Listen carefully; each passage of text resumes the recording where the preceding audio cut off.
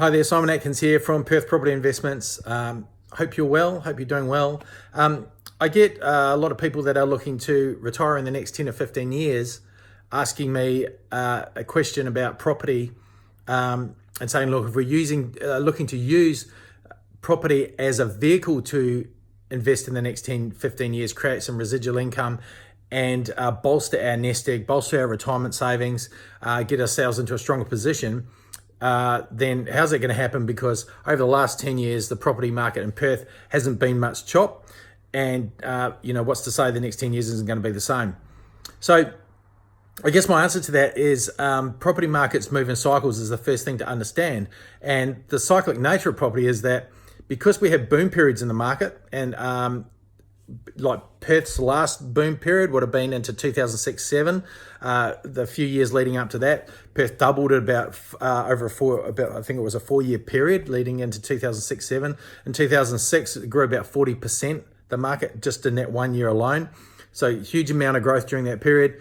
And then now we've taken about a 12-year break, which is what happens because generally what you find in these major growth cycles that I'm talking about, when the property market booms, it tends to overshoot the market. So and because it overshoots the value, it then takes a break, it takes a rest, and they say water always finds its mark. So it tends to come back a little bit, and we take a breather for a few years, normally around 10 years or so. So that's what we've been seeing in Perth over the last 10 or 11 years. And it's certainly what we saw in Sydney prior to the last growth cycle. So in the last, not so much the last year, but the 5 years prior to that, the Sydney market grew at around about 70%. And in the last year, it's come off that now and it's declining a bit, and it's going to be taking a rest for a while because the value's been taken out of the market through that major growth cycle.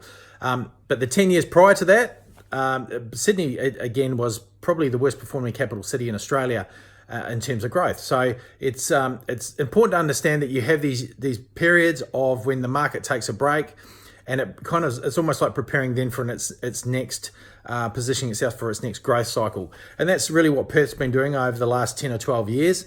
It's had huge growth, then it's taken a break, and now we're seen really around Australia as being probably the best price capital city in Australia, the best opportunity, and this is what happens. And then now we come in to our new growth cycle. So over the next probably 7 years or so, we'll get a very good uplift in prices, and that's what you want to take advantage of. Because if you're over 40 and you're looking to retire, excuse me, and you're looking for property to help you with that, then in Perth right now we're at the beginning of a new cycle. We're at the beginning of a new major growth period in the property market here, and you can really utilize that and make very good gains and maximize that and really add to your nest egg and help you retire with a more generous residual income once you stop work.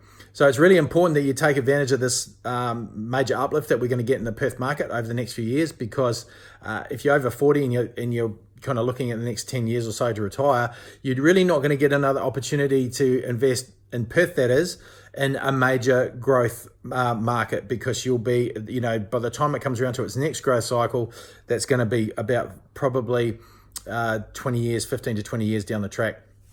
So it's best to make hay while the sun shines, as they say, and maximize this opportunity that you're going to be getting in the market. The last 10 years, obviously, as I said, that's been taking a break.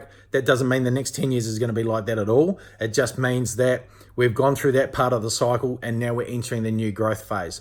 So look, I hope that helps. And I hope that you get yourself into a position, like I say, like the surfer with a board. He's not standing on the beach. He's out there at the back in the swell, waiting for his wave to come.